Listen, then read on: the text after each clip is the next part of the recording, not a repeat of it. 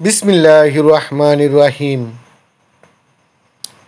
আসসালামু আলাইকুম ওরহমতুল্লাহি ওবারাকাতুহ। প্রিয় বন্ধুগণ, সবাইকে শুভেচ্ছা জানাই আমাদের চ্যানেলে। ভিডিওটি সবটুকু শুনে আপনার একটি মূল্যবান মতামত অবশ্যই কমেন্টস করে যাবেন। আজকের আয়োজনে জানিয়ে আসলাম জামাত শিবির কেমন দল। পরিবেশনা করছি আমি মোহাম্মদ আসাদুল্লাহ ফকির। ভূমিকা: বাংলাদেশের ছাত্র রাজনীতিতে জামাত শিবির একটি আলোচিত নাম। কেউ এটিকে ঘৃণার চোখে দেখে, কেউ আবার এটিকে দেখে আদর্শের প্রতীক হিসাবে। কিন্তু বাস্তবতা কী? আসলে জামাত শিবির কেমন দল? আজকের এই প্রতিবেদনটি সাজানো হয়েছে সেই প্রশ্নের বাস্তব ভিত্তিক জবাব নিয়ে।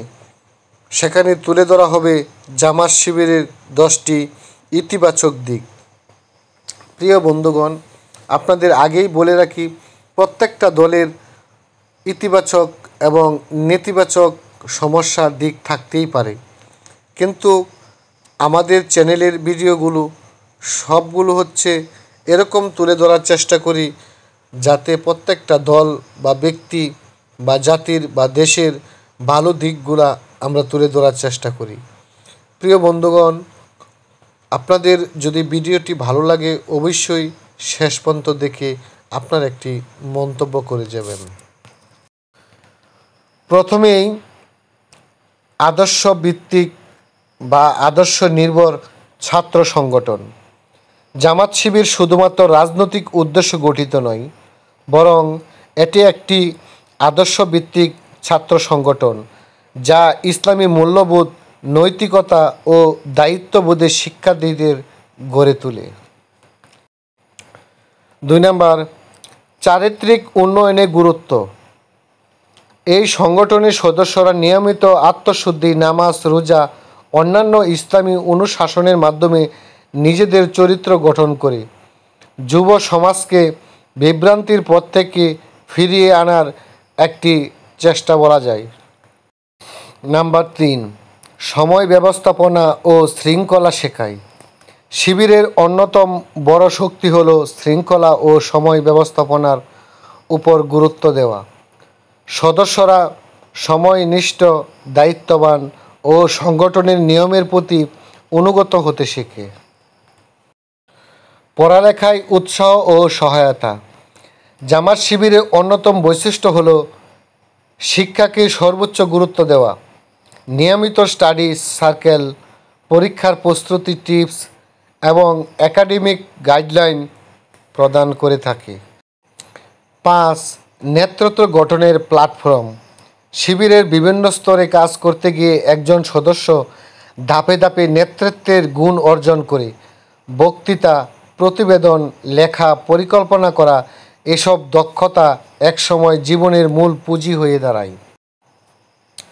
6, দাওয়াতি চেতনা ও ইসলামী শিক্ষা ছড়িয়ে দেয়। শিবির শুধু নিজেদের উন্নয়নে সীমাবদ্ধ নয়, বরং সমাজে ইসলামী আদর্শ ছড়িয়ে দেওয়ার দায়িত্ব নেয়। কুরআন হাদিসের আলোকে সমাজ গঠনের আহ্বান দেয়। 7, সামাজিক সেবামূলক কার্যক্রমে সক্রিয়।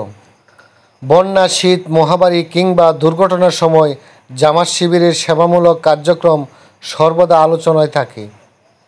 তারা রক্তদান, শীতবস্ত্র বিতরণ, খাদ্য সাহায্য ইত্যাদির মাধ্যমে মানবতার পাশে দাঁড়ায়। মিডিয়ায় বদনাম সত্ত্বেও ইতিবাচক কর্মকাণ্ড চালিয়ে যাচ্ছে। বিভিন্ন মিডিয়াতে নানা নেতিবাচক প্রচার থাকলেও জামাত শিবির তাদের কাজ ও নীতির মাধ্যমে প্রমাণ করে যাচ্ছে তারা আদর্শের পথে আছে। তারা প্রতিকূলতার মধ্যেও শান্তভাবে এগিয়ে চলে। 9, হারাম ও অপসংস্কৃতি থেকে দূরে থাকা। শিবিরের সদস্যরা সংগঠনের নিয়ম অনুসারে মাদক, বিভিন্ন হারাম গান বাজনা, অবৈধ প্রেম ভালোবাসা এবং অপসংস্কৃতি থেকে নিজেদের দূরে রাখে, যা তরুণ সমাজের জন্য একটি দৃষ্টান্ত। 10, ইসলামী রাষ্ট্র ব্যবস্থার স্বপ্ন দেখায়। জামাত শিবির মূল লক্ষ্য হলো এমন একটি সমাজ প্রতিষ্ঠা করা যেখানে আল্লাহর বিধান বাস্তবায়িত হবে, ইনসাফ, শৃঙ্খলা ও শান্তির পরিবেশ গড়ে উঠবে। এটি তাদের দীর্ঘমেয়াদী লক্ষ্য। জামাত শিবির সম্পর্কে মতভেদ থাকতেই পারে, কিন্তু বাস্তবতা হলো এটি একটি আদর্শ নির্ভর, পড়ালেখা ভিত্তিক, নৈতিকতা প্রধান ছাত্র সংগঠন। যারা এর প্রকৃত রূপ জানে তারাই বুঝে নিবে শিবির মানে কেবল রাজনীতি নয়, এটি এক নতুন প্রজন্ম গড়ার সংগ্রাম।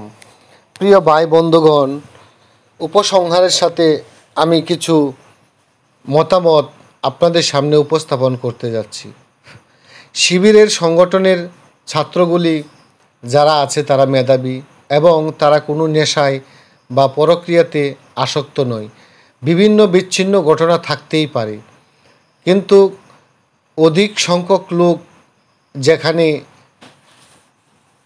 সামাজিক শৃঙ্খলা, মানুষের সাহায্য করা, গরিবের পাশে দাঁড়ানো, অসহায় দুর্বল ছাত্রদের পাশে থেকে তাদের মেধার উন্নতি ঘটায়, সেরকম একটি ছাত্র সংগঠন হলো ছাত্র শিবির।